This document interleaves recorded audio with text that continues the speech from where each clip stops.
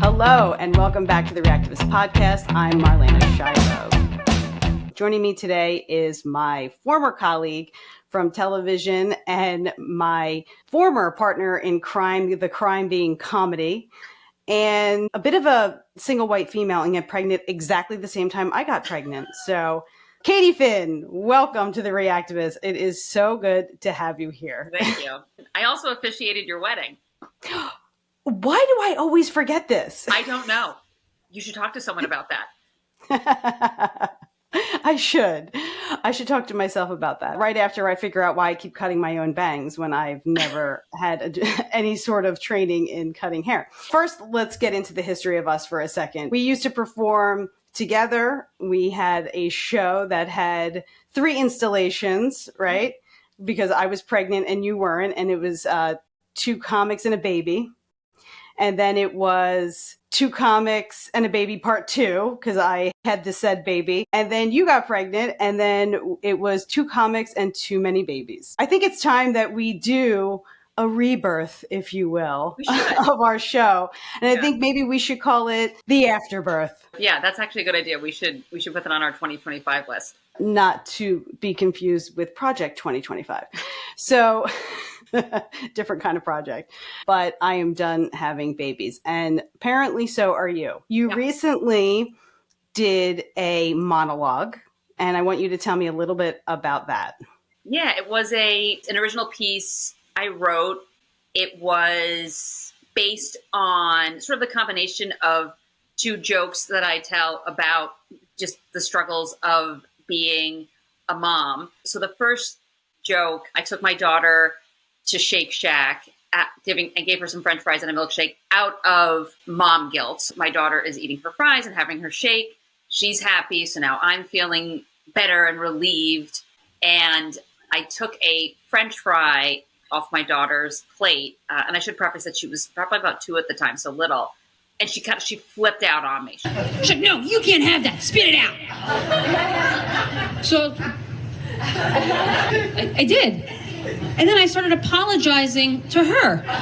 And that's the struggle of being a mom. And that's kind of the joke. It's like you want your kids to feel good, and you want to give them what they want. Like you want to give them that. But on the other hand, they can't run around roughshod demanding you do things, and then you just do it. Exactly. And then what was the mom guilt that led to the French fry incident? Yes. So the event that precipitated the French fry incident was at the time I lived in Manhattan, and if you've ever been in Manhattan, you know there's a Duane Reade every 50 feet, and that was the same case where I live. So I was just trying to get down the block to go to Duane Reade. My daughter in the stroller, it was cold out. She kept taking off her mittens and throwing them on the ground, so I'd stop and put them on, and this went on 3 or 4 times, to the point that it's now what should have been a 60-second walk. We're now several minutes in because I have to keep stopping and do this. So then I gave up. I said, "Bridget, I'm not doing it anymore. It's you're just gonna have to have cold hands." Guess what? You're gonna have cold hands now. Mommy doesn't care. I don't take 2 steps down the sidewalk, and this woman walks by me and goes, "That little girl needs mittens." I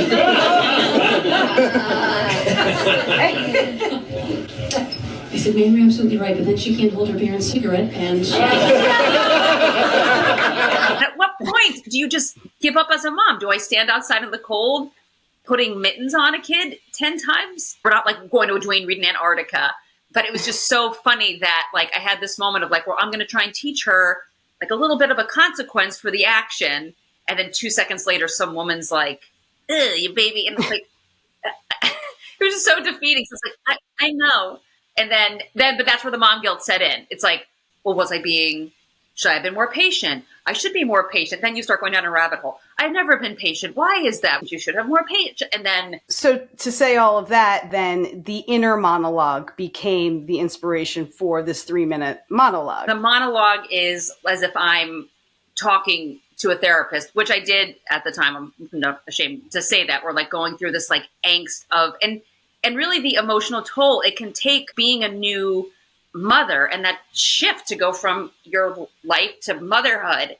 And part of it was the thought of, do I have a second kid? Because my daughter's at that point where she was 2. Do we go for number 2? And then it was like, I don't know. Am I even doing a good job with number 1? Like, should I even bring a second kid? Like, so that was kind of where the monologue went. And it's funny because we talk about judgment, right? And people, judge how other people parent, and then you end up judging yourself. And mom guilt comes in all types of ways. I've talked about this before, where you put all your energy, and are you putting too much energy into one space versus the other, and which one's suffering? And the answer is they're all suffering, right? Like, so when you know that you need to be with your child, which is the highest priority, right? But then at the same time, like, you have all of this pressure when it comes to work and being productive, and then doing everything else that it takes to just be an adult, right? So I get it. You have done some other sketch comedy stuff that you were working through, and we were talking about the different types of moms out there. What did you say? The never volunteer mom? Yeah. At my school, it's like you see the same small pocket of moms that you always see doing the volunteers. So it's like the never volunteer mom, where it's like, can you really, like, just never make, like, it's like they can't make the time to ever volunteer. And is it a little audacious to dictate how someone should manage their time? Maybe. There's all these events that go on at school, and everyone's time is different and limited. But, and myself included as a full-time working mom, but I do at least once, twice a year, like, I want to, like, contribute at the school. I think it's good for a child to see a parent's interest in school. But with enough planning, and it's the same events during the year, mostly for these schools, like the same thing every year, you should be able to carve out 1 hour once a school year to do the book fair or the field day, whatever it is. I myself have been called a helicopter mom. I could be both the non-volunteer mom and the helicopter mom, because it's like I will show up to things, but it's basically so I can supervise my own child. I should be supervising maybe 6 kids or something like that. But I don't think I'm a helicopter mom. I just think I'm a mom. Like, I think that there's moms out there that these free range parent types who are just like, it'll all work out. And I'm just like, yeah, like when the car swerves off the road to avoid the child that you weren't watching yet, it'll all work out for your child. Maybe not the person who just crashed into a tree because of your kumbaya, like Age of Aquarius mothering or whatever. I mean, I do want to be fair real quick and say, I am of the mindset too. It's like the dads have an onus as well. Someone in the household where there's no volunteer. It's almost like no volunteer family in a way. It's like, you got to send someone. Send a grandma.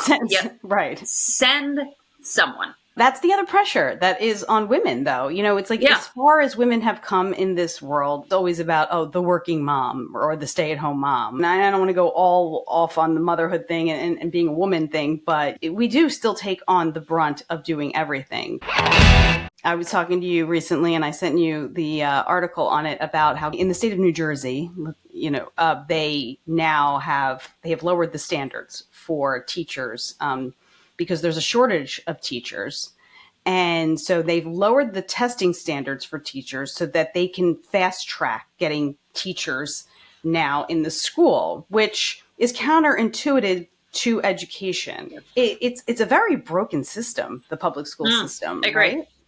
Like, and that's the crazy part. It's so broken, right? But I moved out of the city 6 years ago, right? And because the schools in New York City are horrific after 5th grade, if you want to do public school and if you want to do private school and basically be a prostitute for the rest of your life so that you could actually pay for private school, you could do that. But you move out and then you go to the public school system that's supposed to be better. Here we are with teachers who don't need to pass basic reading and math certification tests. I don't understand. Look, New Jersey's not the first state to lower their standards to get more teachers in the door. That's happened, in other states as well. Like, we're following suit. There are states on both sides of the, East and West, and that have been having to do this.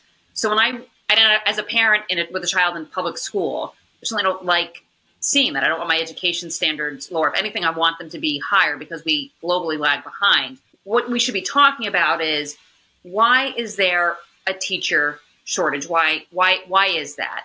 And there are a few reasons in my opinion, partial fact.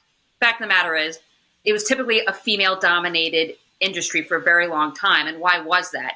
Because that was really one of the fewer options for women. If you rewind the clock, even honestly, Marlena, like not so far outside of our lifetimes, like 40, 50, and then go back 60, 70 years ago, the jobs for women were pretty much like administrative assistant, typist, nurse, teacher. You could really count on less than two hands, like a job that really was available to a woman. So by default, now with more opportunities for women, you have less women entering that workforce. The other piece of it is there's a problem with the salaries that needs to be addressed.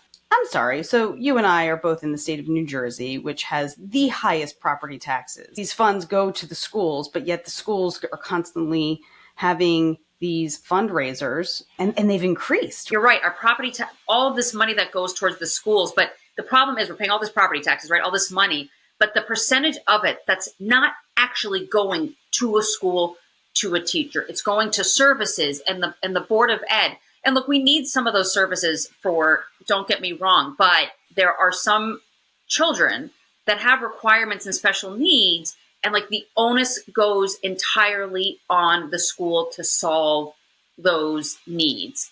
And the other piece of it is, I think there's a problem with the parents. Like, it's really hard to be a teacher. My mother has been a public school teacher in Connecticut for the last 25 years. The story she tells of just like how difficult the parents can be in terms of questioning everything a teacher does. It makes it a really hard job. The parents, like, if you're, and it's tied to no accountability for the kid. The parents make it a difficult industry. I just don't think that lowering the standard for the students alone is bad, and then lowering the standards for the teachers is even worse. I mean, what are these kids going to come out knowing? Especially when, like you said with the Board of Education, I fought for a year over a library. We had a library in our school. We went away for summer break. We come back and there's no library, and there was no message about the library. And this huge space in the middle of the school, which is a K-8, now it's a technology room, and it's all screens. And because now the new thing is gaming and coding and all of these things. So you can be on a team and play virtual sports in this room. And and then all the books went into, not all the books, a lot of the books went away. And you have like this small classroom that has shelves with books on it that they're calling the library. And it's like, wait a second, I'm sorry. You spent, $75,000 or whatever it was to put in these screens, and you're taking away a central part of learning, which is literacy, right? I'm not saying they're not teaching people how to read, but they're, in my opinion, glorifying online gaming and I know technology is the wave of the future, and kids are going to be coding and all of these things. But prior to that, I'm pretty sure reading should be top of list, especially when it's a K-8 school and you have kindergartners and first graders and second graders who are learning how to read, right? So shouldn't the gaming room be in the classroom and the library be back in the actual library itself? Call me crazy. But, they had all this extra funding from the 2020 era that they had to use the emergency funds by a certain point, or they were going to lose these funds. And what did they do? They wanted to put in new floors in the gym. And so that's what they did. That's what they took all this money. And I don't even know where the rest of the money went. Like, I really just don't know where the rest of the money went. Why it didn't go toward other things that the school could use. But no, we had to get a new floor in the gym. Broken system from the top down. You could go to these meetings, they record it, it goes into the minutes, and then it goes into the ether because no one actually does anything about it. It just never got addressed. Yeah. I mean, it got addressed in that, we put a bunch of books in this other classroom. So there's your library. And it's just like, for the money that you had left over from your emergency funds that you had to use, you could have built another space that would have been a library. There's a subcommittee that comes up with an agenda, and nobody knows who's on that subcommittee. And then that goes into the actual agenda that hits the table in the board, and boom, everything's approved. Your public comment, it's almost like performative. It's like a pretend voice in the situation. Oh yeah. It's bonkers. And the issue with, I think, a lot of these school boards is there's no oversight. A lot of unnecessary spending, like a ton of it. Like my daughter goes to the summer program through the public school system for a few weeks in July. I pay a little bit of money for it, subsidized with my tax dollars. And she comes home. I was just cleaning up after the holidays. Like, we found all this stuff from the summer with a whole bag full of like a math book and all this stuff. Like, why do they need all that? Like, what was the purpose of all of that? And again, it sounds like a nice thing. Like, I sound like a crazy woman. Why are you complaining about your kid getting it's like a math book, but which is good, and like a whole bag of stuff. But at the end of the day, does every kid need to be sent home with that? Like, I'd rather that money go to supplies to the classroom, because you're sending him home with a math book in the summer. That book's never getting used. Every parent like me, I actually, I didn't throw it out because it was a brand new math book. I posted on the Facebook Moms, and a public school teacher came to my house and picked it up. But it's a small example, but there's a lot of this excess spending that happens. And my mind went where it's like, why is she getting this?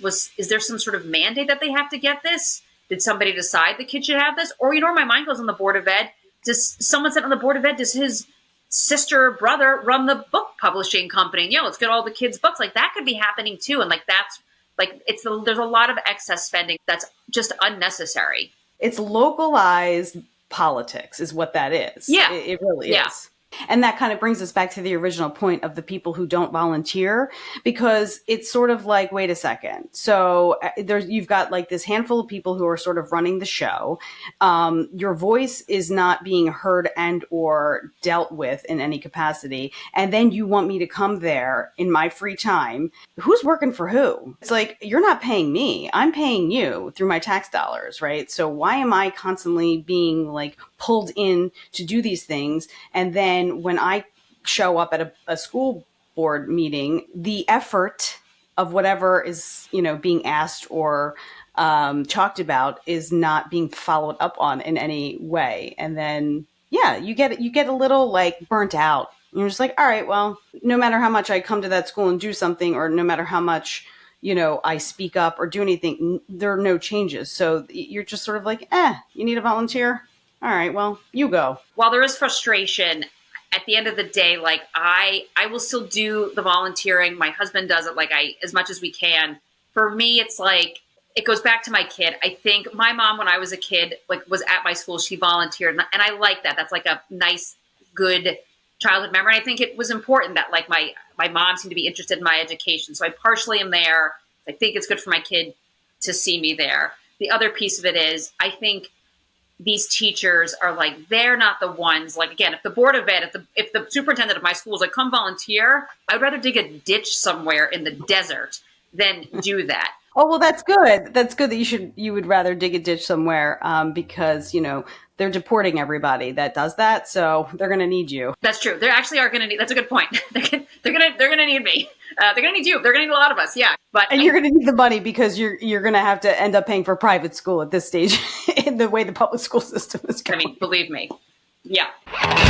And speaking of problems for all of us, I want to kind of segue into technology and screens. I mean, there have been numerous studies to show that screen time affects development. It affects development of just regular social skills, right? It's addictive. Like if you try to pull an iPad away from an elementary school kid, I know my daughter has had a complete fit over it, because it's like, it's an addiction. It's a drug, and it's not going to get any better as time goes on. Right. And back to what I said, they put all these screens in the school, and it's almost like we're trying to get our kids off of screens, and you're just putting up screens in the school and promoting virtual reality that some of us parents are trying to rail against. What kind of message does that send to our kids? Why aren't we regulating what goes on in the school when it comes to that? Who approved this type of culture in the schools, right? So it works against us. And I agree with you. I mean, the studies have been done.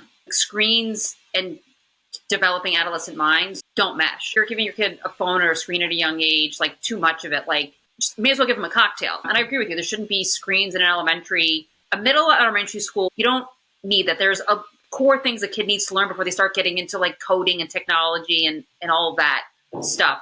My daughter's school, the kids do have laptops in the school that they use for certain things that are learning based, that are on a laptop during the day, that my daughter has like fun with. So I do not have a problem with that. And at the end of the day, look, like, does my kid have a screen at home? She does. My kid watches TV. My kid has an iPad. We have strict screen limits, and when it's done, it's done. We let our daughter play Roblox, but all the parameters are on in terms of nobody can message her, nobody can friend her unless we approve it, and she can't get on the internet on this iPad. There's no internet. She can't access any of those things. So you have to put the strict parental controls on, because otherwise, yeah, it's really dangerous. I feel like they should prohibit all kids from having iPhones or smartphones, any kind of smartphone that has access to the internet and has access to social media.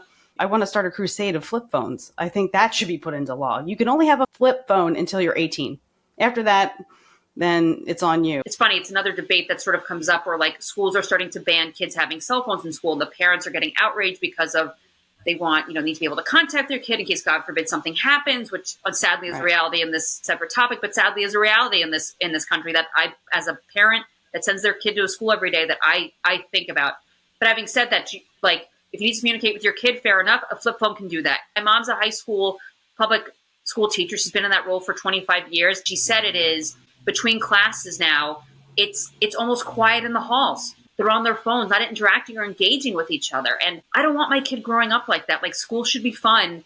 School should be social. Right. She shouldn't be on a phone. The phone should simply be a communication device. Absolutely. And a flip phone is enough. I mean, my older daughter has an Apple Watch, but all you can really do is call and text on it. I mean, you can have some games and stuff, but you can't really do much on an Apple Watch. And my little one has a gizmo. Like, you can voice text and you can make phone calls. That's all the phone should be able to do. It's just about being able to connect, and it shouldn't be all this other stuff. It's a distraction.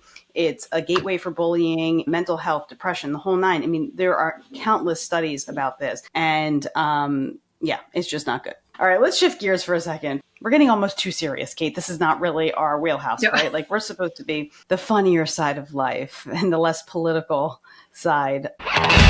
So speaking of comedy, what's on the docket here? What are you up to these days? So I'm still doing stand up. I've also been getting into acting, which has been great, and was fortunate to sign with a commercial and legit agent. So I've been doing auditions and things like that. I haven't booked anything yet, but I am close and on the hunt. And what got me that agent was just doing a couple auditions that were just improv that this agent thought was just hilarious. She was right.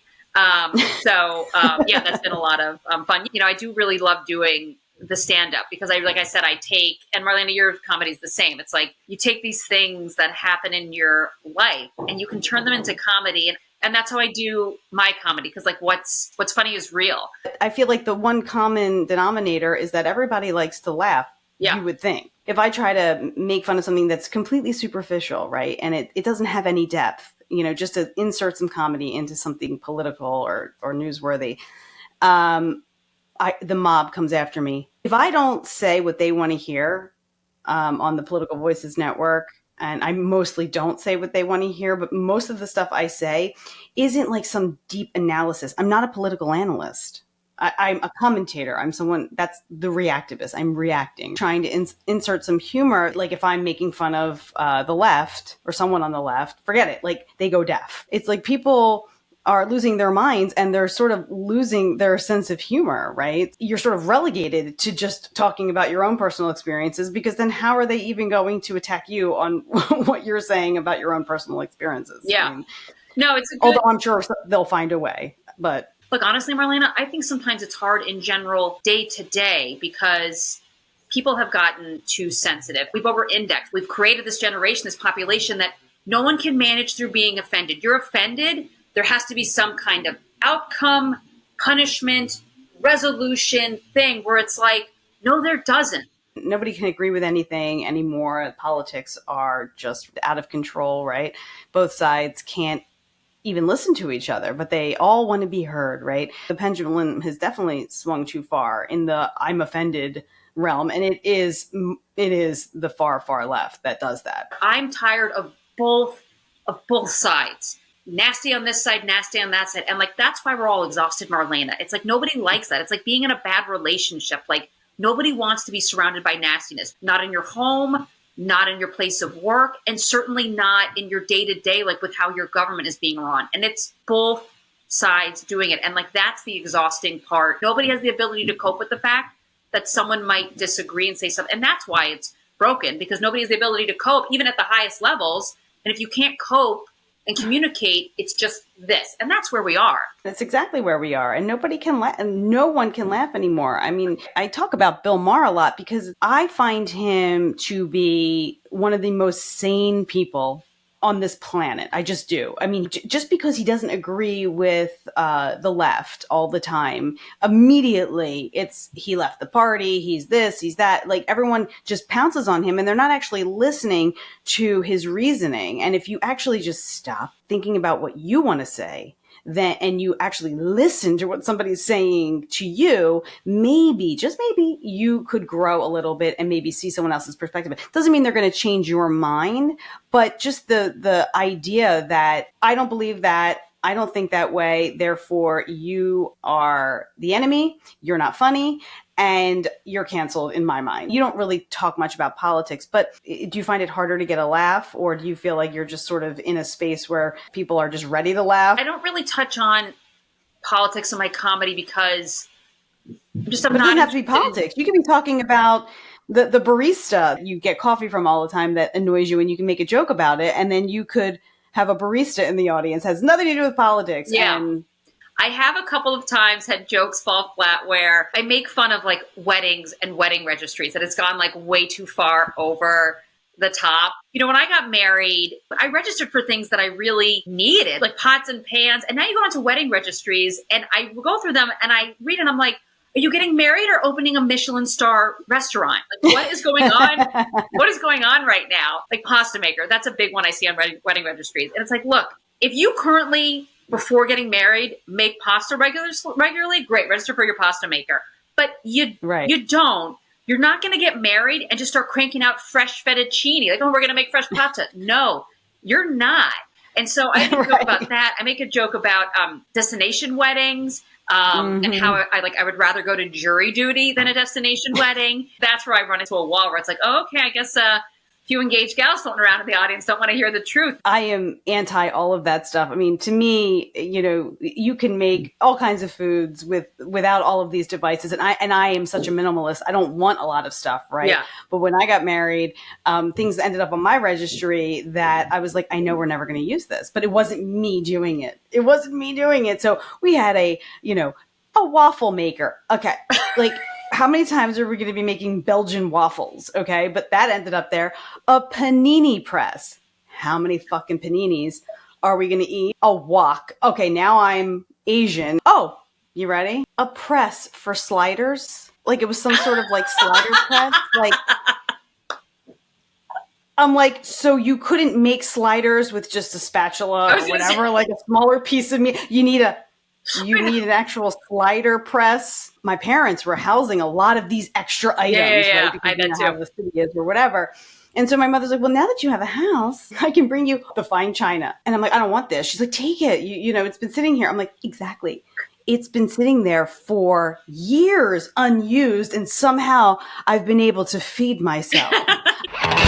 So you can pull comedy out of tragedy. You can pull comedy out of the everyday life.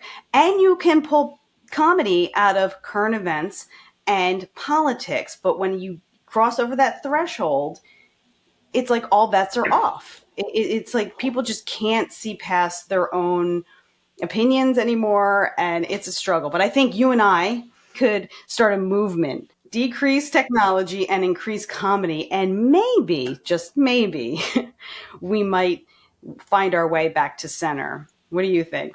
I agree with all that. I'm going to add in the word acceptance. I think that's part of what it is. Like, people like that, these are the reactions you're seeing. Like, something, it's unacceptable to feel uncomfortable or offended or that someone disagrees with me. And that's the hysteria you're seeing. So at a baseline level, it's getting like a certain level of acceptance and finding a way to manage through that. And if you can get to that, then you can start to laugh and see the humor and see the other side and have a little fun with it. That is the baseline for all of this. Don't block somebody out just because they don't fully align with everything you believe or think or the way you live, right? I don't know. I think it's a simple concept. I think we can get there with flip phones. Yeah, that's the way back, flip phones. That's absolutely the way back. All right, Kate, this has been fun. Yeah. If you want to check out any of Katie's comedy, it's right there on the bottom of the screen. I look forward to your next comedy shtick, and I look forward to our next project together, whatever that may be. Absolutely. Thank you, Marlene. It was a pleasure. Thanks, Kate. Talk to you soon.